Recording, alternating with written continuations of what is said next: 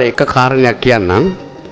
උසස් පෙළ කීපාරකින් කරපුවාමද විශ්වවිද්‍යාලයට යන්න පුළුවන්. ඇඟිලි වලින් කියන්නේ. කීපාරකින්ද කරන්න පුළුවන් විශ්වවිද්‍යාලයට යන්න. නෑ ඇඟිලි වලින් මට පේන්නේ නැහැ. ඇඟිලි වලින් කියන්නේ. 10ද පාද 2ද 1ද 3ද ඔව් 3යි කියලා. දැන් මම කියන්න පුතේ දැන් මට උපාධි තියෙනවා මට මතකත් නෑ දැන් 7ක්ද කොහෙද? ඔව් තාම එච්චර වයසක් නෑ පුතේ. දැන් මට වයස අවුරුදු 73යි. මම තව උපාධියකට ළඟදී ඉගෙන ගන්න යනවා. ඒක ඉවරෙනකොට 80 විතර වෙයි. හරිද? මේ මෙතන උපාධි ගන්නක් තියෙනවා. මගේ පළවෙනි උපාධිය භෞතික විද්‍යාව ගණිතය. තව තියෙනවා මාස්ටර්ස් ඩිග්‍රීස් තියෙනවා සංනිවේදනයේට මාස්ටර් ඩිග්‍රී එකක් තියෙනවා කලණියේ. තව MBS Master of Business Studies Colombo විශ්වවිද්‍යාලයෙන් ව්‍යාපාර පිළිබඳ මාස්ටර් ඩිග්‍රී එකක් තියෙනවා. ඒ වගේම අන්තර්ජාතික සම්බන්ධ ඉන්ටර්නැෂනල් ඇෆෙයර්ස් පිළිබඳ මාස්ටර් ඩිග්‍රී එකක් තියෙනවා. තව ඒවා මතකත් නැහැ පුතේ මැනේජ්මන්ට්ුත් තියෙනවා. හරිද? පන්සල් තියෙන බණ කියනවා. අද උදේත් මම බණ කියලා ආවේ පන්සලක. ඒකත් කරනවා. දැන් මම එක ප්‍රශ්නයක් අහනවා පුතේ. දැන් මට මෙච්චර උපාධි දිනවනේ. සාමාන්‍ය පෙළ මම වැඩ 8කට පෙනී හිටියා. වැඩ කීයක් පාස් වෙන්නද? ඇඟිලි වලින් දෙන්න පුළුවන්. ඇඟිලි වලින් දෙන්න. ඔව්. ඇඟිලි දිනවනේ. වැඩ 8යි. වැඩ 8ෙන් කීයක් පාස් වෙන්නද? එක්කෙනෙක්වත් විරිත්තගෙන ඉන්න එක්කෙනෙක්වත් උත්තර දෙන්නේ නැහැ. මං කියන්න. මම පුතේ වැඩ 8ෙන් කීයද? කීයද පාස් මං? වැඩ 2යි පාස්. වැඩ 2යි. අනිත් අපේ අම්මා ගුරුවරියක් මගේ පියා විදුහල්පතිවරයෙක්. මොනවා කියන්නද ඇද්ද? මොනවද කියන්නද ඇද්ද ගෙදර ගියාම ඒ ප්‍රතිඵල අරගෙන? මොනවා කියන්නද? මම දැන් කියන්න. අපේ අම්මා ගුරුවරියක් කිව්වනේ. එක වචනයක්වත් කිව්වේ නෑ. එක වචනයක්වත් කිව්වේ නෑ. ඊට පස්සේ ඉස්කෝලේ මොකද කරේ? එළියට දොට්ට මෝඩයා මැට්ටා ඵලයන් එළියට පැන්නුවා. හරි? එළියට පැන්නුවා. දැන් ඉතින් එළියට දැන් කරන්න දෙයක් නෑ. දැන් ඉතින් අපේ මහනුවර ප්‍රදේශයේ ඉති. දැන් ගෙදර ගිහලා මම පොට්ටියක් ගත්තා. පුතේ ඒ කාලේ මම කරේ ෆිසික්ස් මේ කෙමිස්ට්‍රි එහෙම තිබුණා අපට ඕ ලෙවල් වල ඉංග්‍රීසි මීඩියම් වලින් කරේ. ගම් හතක එකෙක්වත් ඉංග්‍රීසි දන්නෙත් නැහැ. මම දන්නේ ඉංග්‍රීසියකුත් නැහැ. හරිද? අපේ අම්මයි අප්පච්චි දෙන්නම සිංහලෙන්. ඒ මොන දෙයියන්ගෙන්වත් අහන්න කෙනෙකුත් නැහැ. ඉතින් අර පොත් ටික කායින්දු ඉල්ලගෙන ඒ කාලෙ පිටේ මේ වගේ පෙළ පොත් නැහැ. කොහෙන් එනවද දන්නේ නැහැ. රසායන විද්‍යාව භෞතික විද්‍යාව කොහෙන් එනවද මොනවද කියලා දන්නේ නැහැ. අසීරුයි. හරි? එතකොට මම කොහමද පොට්ටියක් හොයාගෙන ගෙදර ගිහලා බලලා ඉතින් ඔන්න ගොඩ ආවා. ගොඩ ඇවිල්ලා දැන් උසස් පෙළට ගියා මම දැන්. දැන් මේක නම් මේ උත්තරේ හරියටම ඕන මගේ පුතාලාගෙන්. හරිද? මම උසස් පෙළ කී පාරක් කරන්නද? ඇඟිලි දිනවා. මේ දුව කියන 1යි දුව. good. එක්කෙනෙක් කියන 3යි. තව උත්තර දිනවද? 1යි 3යි අවිල්ලා දිනවා. හරි දැන් මම උත්තරේ දෙනවා. මේකද කියන්නේ පුතේ ඉංග්‍රීසියෙන් කියනවා you have to think out of the box. ඒ කියන්නේ කවදාවත් ගතානුගතික විදිහට හිතන්න එපා. හැම විටම ඊට පිටින් ගිහිලා හිතන්න කියලා. මම උසස් පෙළ 6 පාරක් කරා. අත්පොලසන් නාදයක්වත් දෙන්නේ බලන්නකො තිස්ස මෙච්චර හරිද? 6 පාරක් කරා. දැන් බලයි ඊ කොහමද? දැන් හිතා ඊ කොහමද මේ විශ්වවිද්‍යාල යන්නේ නෑ පුතේ. 20 පාරක් හරි කරන්න පුළුවන්. හොඳට අදාහ ගන්න. දැන් මේකයි කතන්දරේ පුතේ. දැන් පළවෙනි එක මම කරා මහනුවර. ඉතින් අර තරුණ වයසනේ පුතේ. දැන් ඔය තරුණ වයසේ ඔය කට්ටිය තියෙනනේ හිතුවිලි. එහෙම පිටින්ම මටත් තිබ්බා පුතේ ඩබල්.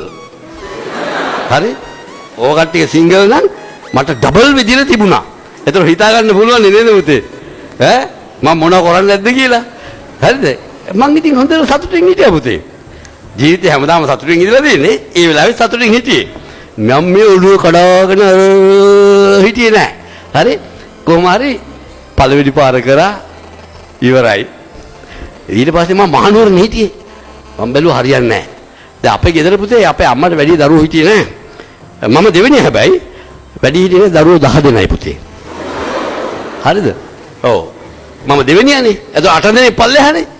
8 දෙනා හම්බල්ලා ඒ මෝඩයෝ මොකද උනේ කියලා මම බලනවනේ පුතේ. මම බැලුවා හරියන්නේ නැහැ. මං යාළුවෙක්ගෙන් රුපියල් 45ක් ගෙනකට කොළඹට ආවා. දැන් මට ඕනෙන්නේ කොහොම හරි විශ්වවිද්‍යාලය යන්න. තව රහසක් කියන්නම් පුතේ. දැන් මගේ යාළුවෝ ඔක්කොම වගේ විශ්වවිද්‍යාලයට ගියානේ. පෙරදිනියනේ සුන්දරයිනේ පරිසරය. දැන් මමත් මගේ යාළුවොත් එක්ක බලන්න යනවා. ඒතර ඉංජිනේරින් මම කරේ මැත්ස් නේ. ඔක්කොම වගේ ඉංජිනේරින් ෆැකල්ටි අක්බාර් රෝල් එකේ. මාත් යනවා. ගිහලා රැක් ඉන්නවා ඒ යාළුවොත් එක්ක. ඉඳලා මෙහෙම එනවා. එනකොට මෙඩිකල් ෆැකල්ටි ගර්ල් කෙනෙක් යාළු වුණානේ මාත් එක්ක. දැන් මම පාස් වෙලත් නැහැ. හරිද? ඉතින් අපි බෞද්ධ තමයි පුතේ. නමුත් මේ පට්ටපල් බොරුව කියන්න වුණා මට. ඇයි?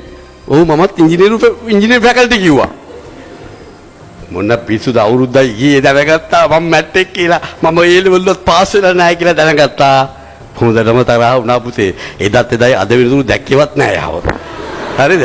ඔන්න වෙච්ච දේ. හරි? ඉතින් පුතේ මේ හරි සුන්දරයිනේ පුතේ මේ ජීවිතේ.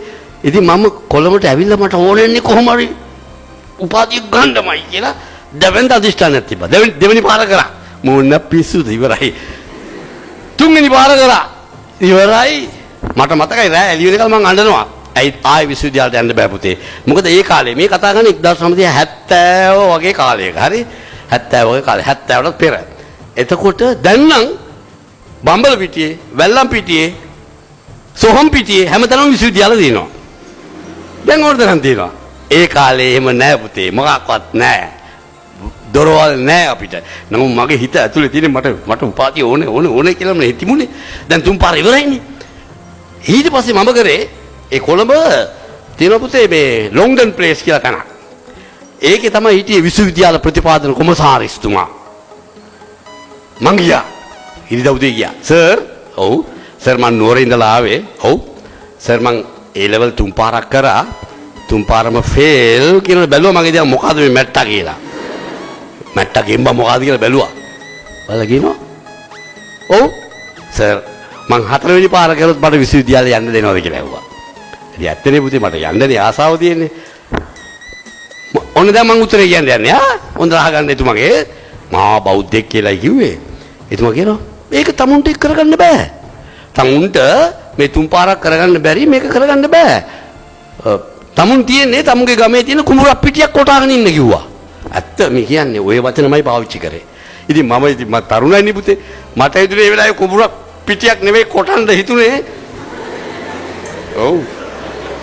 මොනවා කරන්නද පුතේ? මං ඉතින් එතනින් එළියට ආවා ගෙදරින් අඬ ආවා. හැබැයි අඬ එilla ලොකු පාරක් තියෙනවා පුතේ.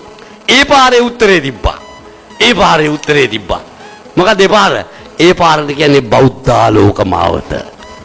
බෞද්ධාලෝක මාවතේ උත්තරේ තිබ්බා. ඒකේ තියෙනවා පුතේ ආර්ය අෂ්ටාංගික මාර්ගය කියලා එකක්. ඒකේ 6 වෙනි එක තමයි right effort. සම්මා වායාම මම පාරේ කෑ ගැහුවා මම මැරෙන්න ඉස්සර උපාධිය ගන්නවා කියලා මං කෑ ගැහුවා පුතේ. සම්මා වායාම කියන්නේ ඒකයි. ඊට පස්සේ දැන් මම ලෝකේ හැමතැනම ලිව්වා. දැන් මං කොහොම හරි 6 වෙනි පාර පාස් වුණා පුතේ. හරි. එතකොට මම විවාහ වෙලා. බිරිඳත් හරි හොඳයි. ඔව්. බිරිඳ ඉතින් කිසි ප්‍රශ්නයක් නැහැ. ඒ ලෙවල් කරන්න කිව්වා. ඉතින් මොනව කරන්නද? හරිද? පුතේ මේක මතක තියාගන්න. මේක සමහරට ලංකාවේ කවුරුවත් මේ විදිහට කරලා නැතුව ඇති. මේ හැම වචනයක්ම සත්‍යයි. මේ හැම වචනයක්ම ඇත්තයි. හරි? එතකොට දැන් මං කොහොමරි ලිව්වට රිප්ලයි නැහැ පුතේ. ඒකද හේතුව මගේ නම මම ඉපදුනේ 1946 නිදහසට පෙර. ඒතර පාලනය කරේ සුද්ධෝ මේ රටේ. නමුත් මගේ දෙමව්පියෝ මට දැන් මේ පුංචි නිලමේ මීගස්වත්තේ කියන නම මම ගෞරව කරනවා අපේ දෙමව්පියන්ට. පුංචි නිලමේ කියලා දැම්මේ. අපේ දේශීයත්වය අපි නැති කරගත්තේ නෑ පුතේ. අපේ බෞද්ධකම අපි නැති කරගත්තේ නෑ. මේ මාතෘ භූමියේ තියෙන ආදරේ එහෙම පිටින්ම අපි තියෙනවා පුතේ ඇඟේ. හැම ලේ බින්දුවකම තියෙන්නේ මේ මාතෘ භූමියයි. මාතෘ භූමිය කියන එක ඇඟේ ලේ තියෙනවා පුතේ. මගේ දෙමව්පියන්ට මම ගරු කරනවා. මම පූජෝපහාර කරනවා මට ඒ නම දැම්මට. බැරි වෙලාවත් මගේ නම කිංස්ලි, ඇනස්ලි, බෲස්ලි කියලා තිබ්බනම් අර සුද්දෝ කියනවා yes my dear Bruce Lee please come to London we have offered you a scholarship කියලා කියන එක කියනවා. සුද්දෝ දුන්නේ නෑ අපිට අවුරුදු 310ක් උන්ට එලව ගැහුවේ අපි. මම දේශනේ මැදදී එක කියන්නම් කොහොමද ගැහුවේ කියලා. අපි විදේශ කියන්නේ කොහොමද ප්‍රහාර එල්ල කරේ කියලා. කොහොම හරි මට නැතුව ගියානේ පුතේ. එකෙක්වත් no කතා no reply මම අතාරින්නෙත් නෑනේ පුතේ. මම අතාරින්නෙත් නෑ. මම මේ ගඟ උඩට පීනනවා දැන් අවුරුදු 25 වෙලා 30 වෙලා 30 ගණන් ගිහිල්ලා 32 වගේ වෙනකොට තමයි ලංකාවේ ඉස්සර වෙලාම විවෘත විශ්වවිද්‍යාලය ඇරියේ. පැන්න නේද ජබෝන් ගාලා ස්විමින් pool එකේ ඩීප් එන්ඩ් එකට පැන්නා වගේ ෆස්ට් බැච් එකට පැන්නේ පුතේ. පැන්නට ගත්තේ නෑ. ඔව් ගත්තේ නෑ. දන්නවද ගත්තේ නැති හේතුව? දැන් මේ වැඩ හතරක් නේ පුතේ. අපිට ඒ කාලේ වැඩ හතරයි. physics, chemistry, pure maths, applied maths. හැමදාම chemistry fail. හැමදාම fail පුතේ. ওই වැඩ තුනක් තිබුණාම පාස් හැදිලා ගන්නවා. දැන් මට නෑනේ. විශ්වවිද්‍යාලෙන් කිව්වා අපිට applied maths අපේ විශ්වවිද්‍යාලේ නෑ. subjects තුනක් ඕන ඔයාව ඇතුළු කරගන්න. subjects දෙකයි තියෙන්නේ. මිද ඇතුළු කරන්න බෑ කිව්වා. මට යකා නැග්ගා. මම මේ අවුරුදු 15ක් 20ක් තිස්සේ මේ උත්සාහ කළා මේ ස්විමින් pool එක දැක්කම ඒකට පයින් දෙන්න නැතුනම මම ඊට පස්සේ කරේ හැම මහාචාර්ය ළඟටම ගියා. වයිස් චාන්සලර් ළඟට ගියා. ඒ කිව්වා මේක මහා සාධාරණයක් කිව්වා. මේ විශ්වවිද්‍යාල හැදුවේ මොකටද කියලා ඇහුවා. අපි වගේ අය නේද කියලා කෑ ගැහුවා. මගේ නෙවෙයි වැරද්ද. ඕ කට්ටියගේ වැරද්ද. ඕ කට්ටියගේ ඇප්ලයිඩ් මැත්ස් නැත්තම් ඇප්ලයි මැත්ස් කියලා මං කෑ ගැහුවා. මාස 4යි ගියේ. හැබැයි මාස 3 වෙනි මාසෙදී මට එන්න කිව්වා. මාස 4න් තව බැච් එකක් ගත්තා. ඇප්ලයිඩ් මැත්ස් දැම්මා මාව ඇතුල් කරා. Second batch. මගේ පුතාලා මතක තියාගන්න. මොන දේ වුණත් කවදාවත් පස්සට යන්න එපා. තමන්ගේ අරමුණු ඉෂ්ට වෙනකල්ම ඉදිරියට යන්න මගේ පුතේ. මේකට තමයි කිව්වේ රබින්ද්‍රනාත් tagore කිව්වේ ආගේ චලෝ කවුරුණාවත් ඉදිරියට යන්න කියලා කිව්වේ ඒකයි. මම පීනුවා පුතේ. අන්තිමේට මාව ගත්තා. මගේ පළවෙනි උපාධිය ගන්නකොට මගේ වයස අවුරුදු 45යි. අවුරුදු 25ක් පීනුවා ගඟ උඩට. පීනලා මං ජය ගත්තා පුතේ. මං අවසානයේ ජය ගත්තා.